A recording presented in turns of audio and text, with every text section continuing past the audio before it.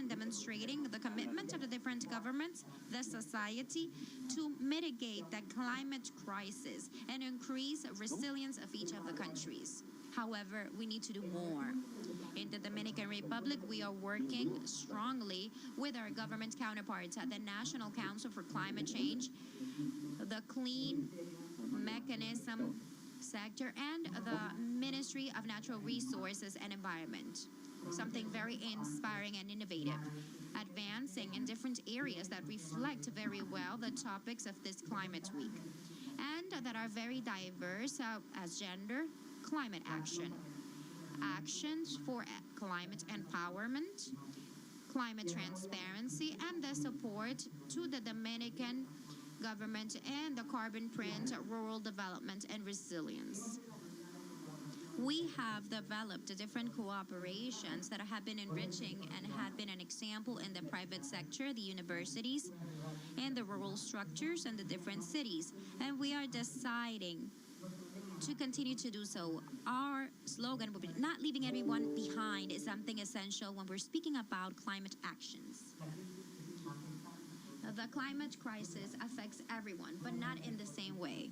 And we need to put the lens on the differentiated approach in the comparison for COP27. Spaces such as this one demonstrates that regional and international cooperation is essential for us to be able to advance related to climate. We need to work together.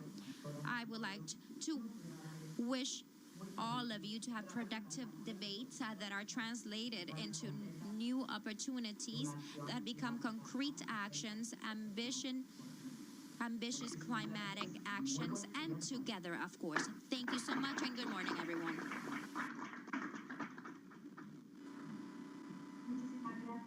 Thank you so much, Inca, for that. Paris Agreement is a development agenda, clean.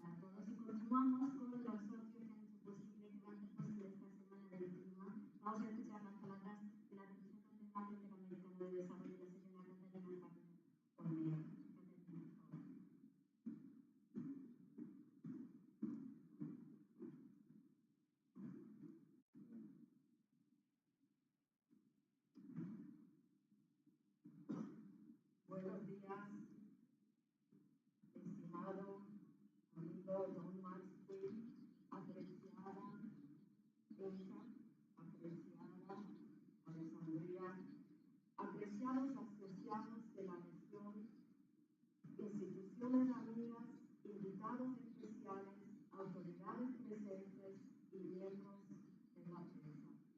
Muy buenos días. Como bien sabemos, el cambio climático ya no es un escenario del futuro. Es real y está afectando nuestras vidas y nuestras economías. Lo vemos en las noticias. La ola de calor en Europa está causando graves repercusiones y los indicadores de este año no serán muy diferentes de los años pasados. Con una temperatura global a más de 1 grado por encima de los niveles preindustriales. La sequía en América Latina también ha impactado las rutas de navegación, el rendimiento de los cultivos y la producción de nuestros alimentos, empeorando la seguridad alimentaria en muchas áreas. La vida marina, los ecosistemas costeros y las comunidades que dependen de ellos se enfrentan a amenazas cada vez mayores por la acidificación de los océanos, el aumento del nivel del mar y la extinción de nuestros corales. Como bien sabemos, la acción climática ya no es una opción, es una prioridad, es un requisito para el desarrollo sostenible de la América Latina y del Caribe. Señores, señoras, Ladies and gentlemen, friends, today we are going to start from a key area. 11 countries of the world have committed and become economies of zero emission of carbon by the half of the century. All the regional countries have signed the Paris Agreement, and they are currently working with the national plans to contribute with these. But we need to move forward. We need to take action in the implementation. And as you already said, my colleagues and my friends already mentioned, this is a task that we all need to carry out. And the public, private sector, the civil society, and the international cooperation. In a recent study, we made a calculation that we require 500 million and 1.3 billion annually for us to be able to comply with the Paris Agreement objectives. We are working with the Finance Ministry, including the Finance Ministry of this country, in the creation of a space to cooperate in the implementation of the climate policies. In parallel to this, we are supporting the private sector with the creation of a platform for us to be able to provide transparency. A platform that nowadays has vast information about 180 bonds that have been issued in 17 countries. Adding synergies and agendas, we are working with the allied institutions as the World Bank, multi-bilateral institutions, embassies, civil societies, different foundations for us to be able to strengthen our action plan. I would like to highlight at the same time the fair approval performed by the Green Fund for Climate with the facility to support electromobility in our region, Latin America and the Caribbean. Well, on behalf of the IDB, I would like to reconfirm our commitment with the climate action, dedicating over $5,000 million on an annual basis. We will keep on working with all of you for us to be able to find innovative solutions, identify, take leverage of the different resources, accelerate the awareness of our citizens and our politicians, and transform knowledge and science in banking projects. Let's work together. Thank you so much and welcome to this marvelous week.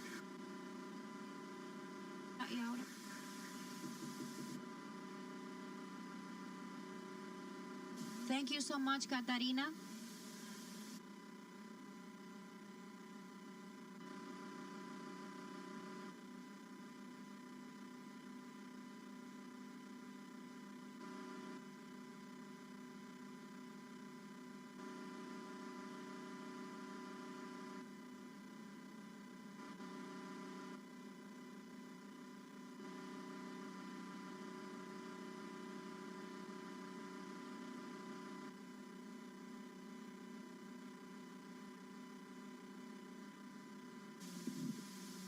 With Max Brigg, with my friends, my cooperators, my accomplices, all with me.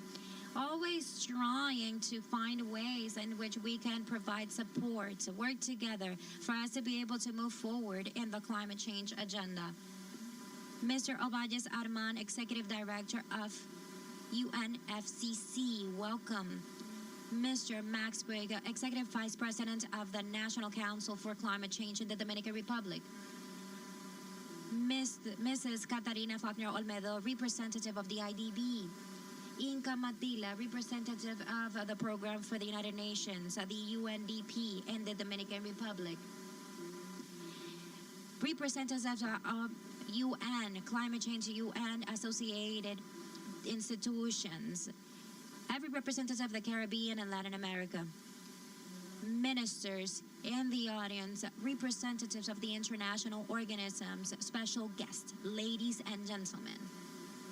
I am very happy to be here in this event for the region with a vast level of recognition to the Dominican Republic government for the level of leadership moving forward in the climate change agenda and for being the host of the Climate Change Week. Regional Climate Change Week for Latin America and the Caribbean.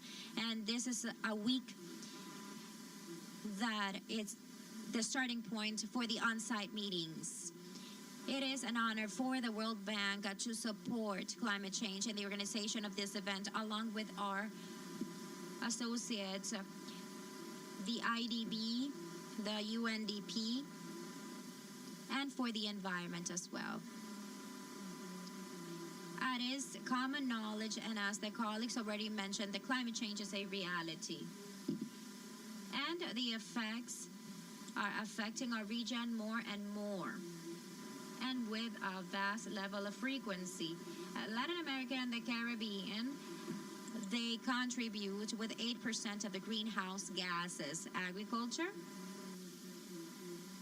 the use of the land contribute 47% of the emissions in the region, while the energetic sector represents approximately 43% of the total emissions.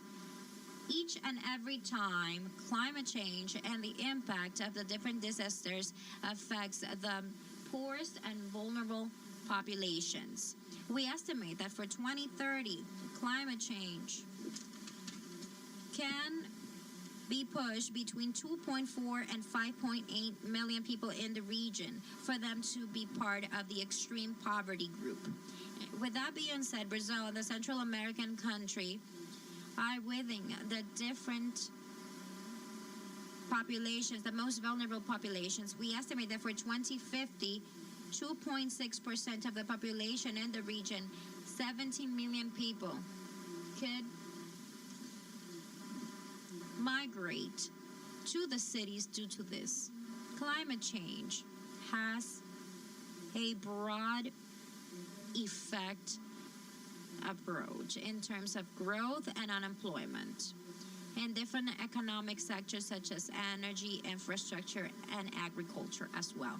With that being said, our region needs to move forward and urgently to a growth agenda that is greener, more inclusive, and that elevates the productivity as well. Being more resistant and with smaller cost, the hybrid infrastructure, green and gray, can generate employment and contribute with mitigation. At the same time, the investments for renewable energies, for energetic efficiency, buildings that are climatically smart, lower carbon emissions that can reduce the greenhouse gases, generate employment, and contribute in the economic recovery. With that being said, congratulations, IDB, for launching this platform for the transportation with clean energy. The World Group is committed with the mitigation and the adaptation through our action plan for climate change 2021-2025. This is a change for the World Bank Group, investing in green projects, investing in solely green economies, and promoting the measurement of results. For us to be able to reach 35% of financement for climatic action is our objective as World Bank Group. Since July 1st of 2023, all the new projects that have been financed by the World Bank Group will be aligned along with the objectives of Paris Agreement. Based on this frame of work, the bank will launch in the upcoming weeks a route sheet for climate action 2021-2025 for Latin America and the Caribbean. At this moment, the investments that are being supported by the World Bank are concentrated in critical emission systems, intervention in energy, manufacturing, transportation, agriculture, and the proper use of the land and in the cities. We give priority up to the investments that allow to have energetic transition to clean energies. Moving forward, over and over to the energy production high in carbon. The World Bank Group is in taking climatic actions in the region and in the world, using as a starting point of different priorities and climatic commitments that have been established in each country, such as the long-term strategies and the national contributions that have been determined. As a group, at the same time, we provide support to the creation of the different markets for the commercial solutions through the different innovations, financial innovations, policies, and commercial models that support competition and innovation.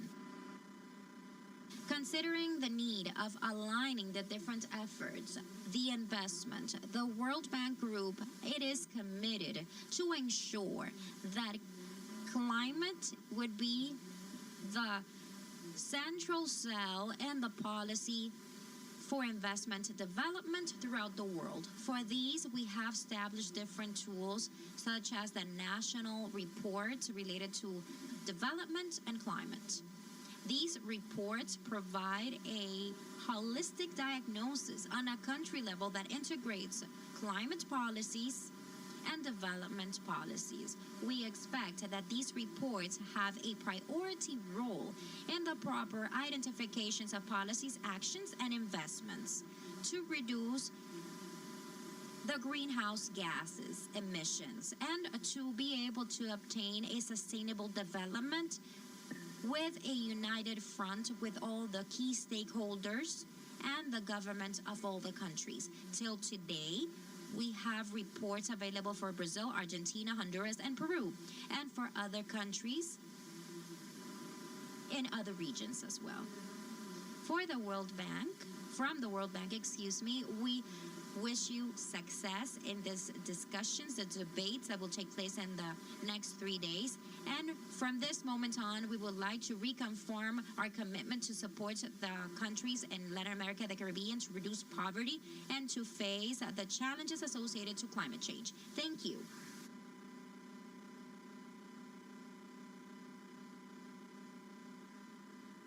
Thank you so much, Alexandria Valerio. Congratulations to the World Bank. 35% of the portfolio destined to sustainable investment aligned with the Paris Agreement. Thank you, Alexandria. Thank you, everyone. Thank you, Inca Matila, representative of UNDP, Catalina Falkner Olmedo, representative of IDB, Alexandria Valeria, of course, our host, Dr. Max Puig.